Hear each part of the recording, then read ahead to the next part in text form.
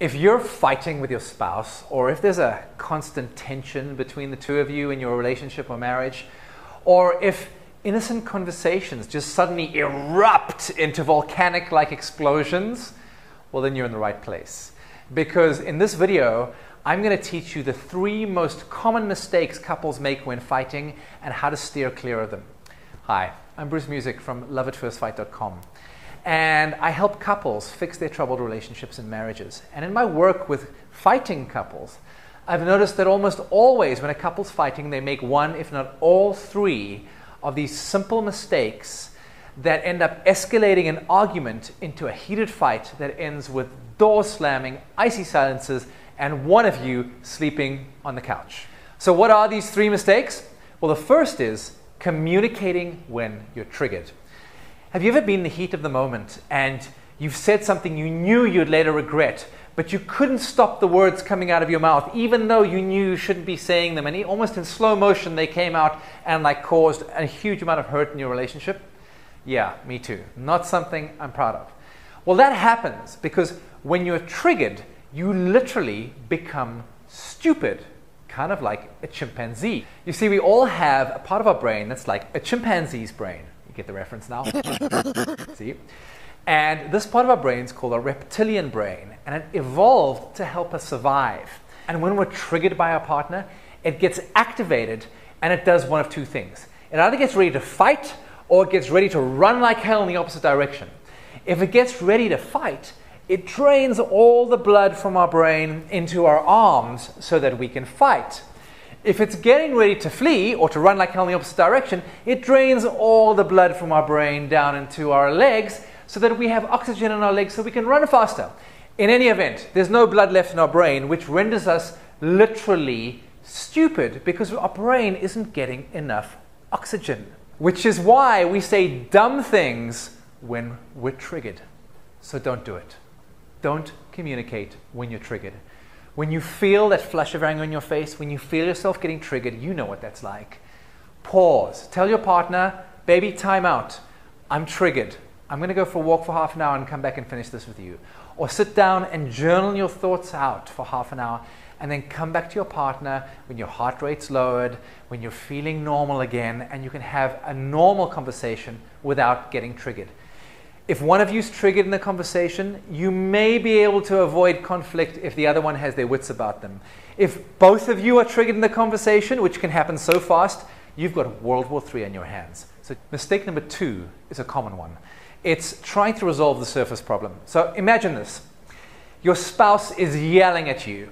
You've forgotten to take the trash out for the 5th time. And you know this conversation is not going to go well. So what do? Do you A, take the trash out, B, apologize and make it up to them, C, tell them to stop nagging and that you'll do it later, or D, start explaining why you are too busy to take the trash out? What would you do? Well, if you chose any of these, you'd be sleeping in the opposite sides of the bed that evening. Why? Because this was a bit of a trick question. You see, your spouse isn't angry about you not taking the trash out 5 times in a row. They're angry about something far more important than that.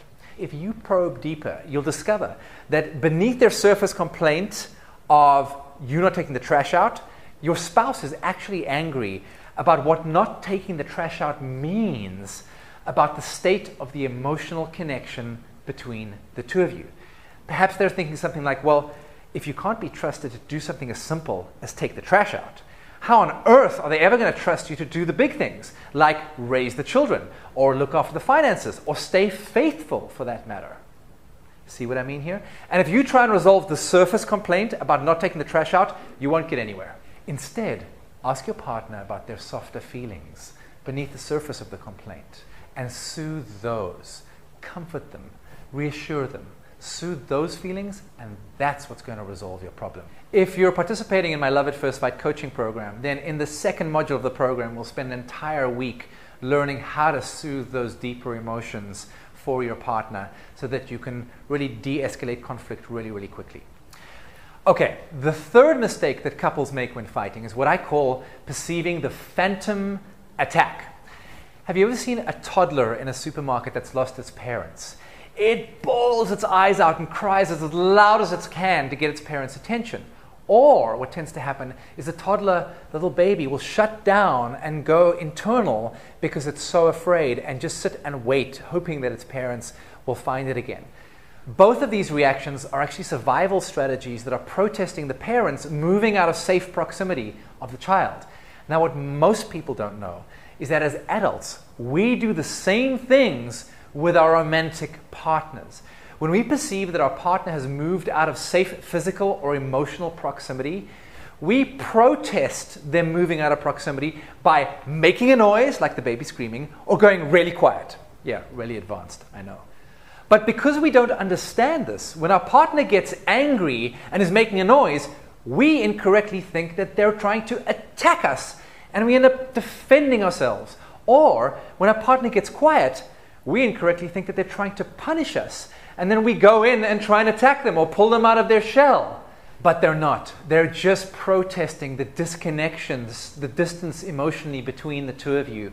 And they're doing it by making a noise or going quiet. And if you respond with a counterattack, you're just going to escalate the conversation into World War III, and then you're both going to hurt each other. So remember, when your partner gets upset, defending yourself like your life is at stake is inappropriate. It's just going to escalate the conflict. Instead, do this. Soothe them like you would soothe a baby crying. Not in a condescending pat on the head, here, here, now, now kind of way, but soothe them by saying something like, honey, I notice you're really upset. I imagine you are hurting. Tell me what's going on for you. I'm interested. Or tell me what's going on for you. How can I support you? So there you have them, the 3 biggest mistakes that couples make when fighting and what to do about it. Go try the strategies I've suggested and let me know in the comments below how they worked out for you. Also, if you enjoyed this video, give it a thumbs up or click the like button down below. It helps me spread this education to more people who need it. And finally, if your relationship's in trouble and there's constant tension between you, or you're walking on eggshells, or one of you is withdrawing and the other one is kind of chasing and becoming more needy, go subscribe to this channel now. And then go to www.loveatfirstfight.com. You can click on the link here, it'll take you right there.